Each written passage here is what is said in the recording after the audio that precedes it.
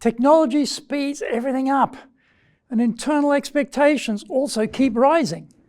Time is in permanent short supply, and the stresses and strains of modern business are inescapable. The pressure is on, and that means that civil discourse can be truncated, and communication becomes more direct.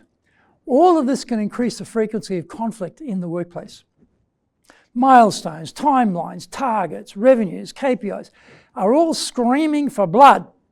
We are under the pressure of instant response and a growing culture of irritation and impatience.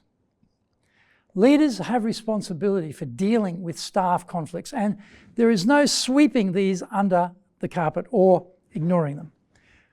We have to take accountability to fix the issue and get everyone pulling in the same direction with the same levels of commitment.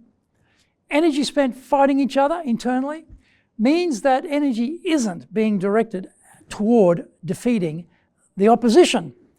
This is a total misalignment of outputs, and we need to fix that problem and fix it immediately.